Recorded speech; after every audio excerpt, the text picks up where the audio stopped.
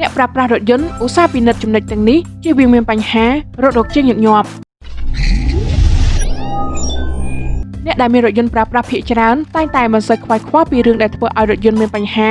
ដោយគ្មានមូលហេតុត្រូវចំណាយពេលវេលារត់រកជាងចំណាយប្រាក់ជួសជុល 1. បើកបរលើសល្បឿនកំណត់ពេលបើកបរគួរកំណត់ល្បឿនរថយន្តជាអតិបរមាឲ្យបានច្បាស់លាស់ទោះស្ថិតនៅក្នុងស្ថានភាពផ្លូវបែបណាក៏ដោយដូចជាការបើកបររថយន្តដែលលឿនពេកនៅលើផ្លូវដែលមានក្រឡុកច្រើននឹងអាចប៉ះពាល់ទៅដល់គ្រឿងម៉ាស៊ីនរថយន្តបើកបរលឿនហើយឈប់ភ្លាមអាចប៉ះពាល់ទៅដល់ប្រព័ន្ធប្រេងម៉ាស៊ីនមិនត្រូវជន់លឿនពេកពេលចាប់ផ្ដើមបើកដំបូងព្រោះម៉ាស៊ីននៅត្រជាក់មិនទាន់ដំណើរការបានល្អ 2. ឧស្សាហ៍យករថយន្តទៅឆែកនៅការ៉ាសពេលទិញរថយន្តត្រូវមានការវិភាគយករថយន្តទៅឲ្យអ្នកជំនាញត្រួតពិនិត្យកុំឲ្យមានបញ្ហាទាន់ពេល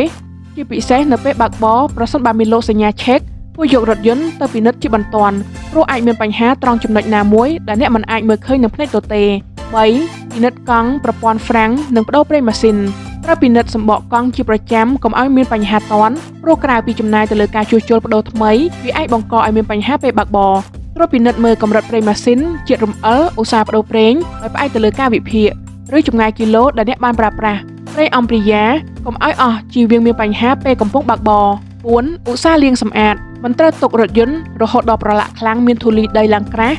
ត្រូវយករថយន្តទៅលាងសម្អាតយ៉ាងតិចម្ដងក្នុងមួយសប្តាហ៍ត្រូវទៅរកអ្នកជំនាញដែលមានឧបករណ៍ប្រើប្រាស់គ្រប់គ្រាន់និងផលិតផលច្បាស់លាស់ដូចជាសាប៊ូថ្នាំលាងសម្អាតត្រឹមត្រូវនិងដឹងពីរបៀបលាងសម្អាតច្បាស់លាស់តែមិនធ្វើឲ្យរថយន្តរបស់អ្នកឆ្កូតនៅថ្មី